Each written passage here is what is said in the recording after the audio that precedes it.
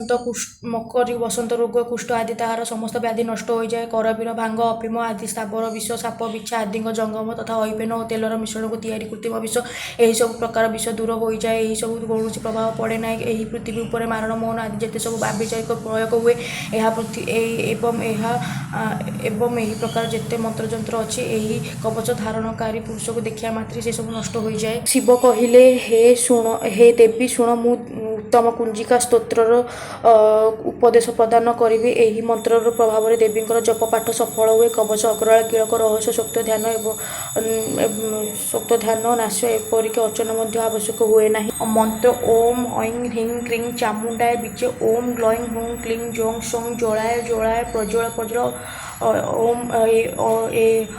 ओम ऐं ह्रीं क्रीं चामुंडाय बीचे ज्वल हं सं लं ख्यं फट स्वाहा। मो द्वारा राति दिन हजार हजार अपराध होइछि। एहा मोर दास बोली मन करी मो अपराध को तुम्हें कृपा विभव क्षमा कर। हे परमेश्वर हे मु आह्वान जानी ना विसर्जन करिया मध्य जानी ना तथा पूजा करिया प्रकृत मार्ग मध्य जानी ना मते क्षमा कर। हे देवी हे सर्वेश्वरी मु जो मंत्रहीन क्रियाहीन भक्तिहीन पूजा करछि से सब आपणक कृपार पूर्ण हो। शताधिक अपराध करी मध्य जी तुम शरण जाए जगदम्बा कही प्रार्थना करे से उत्तम गति को प्राप्त हुए जहाँकि ब्रह्मादि देवता मानक निमंते मध्य सुलभ नुहे। हे जगदम्बा मु अपराधी अटे किंतु तुम शरण रे आसी एही समय रे दयार प्राप्त अटे। तुम्हें जेपरि इच्छा करछ ताहा ही कर। हे देवी हे परमेश्वर अज्ञान हेतु ब्रह्मवस्त वा बुद्धिवंत हेबार मु जो न्यूनता वा अधिकता करछि से सब क्षमा कर एवं प्रसन्न हो। पहले देखा आम नेक्स्ट ब्लॉग रे मु बही पढ़ा ठाकुरंक मंत्र बही पढ़ा आउ केमती कौन ब्लॉगटा लगे से मत जमी निश्चिंत कमेंट जन।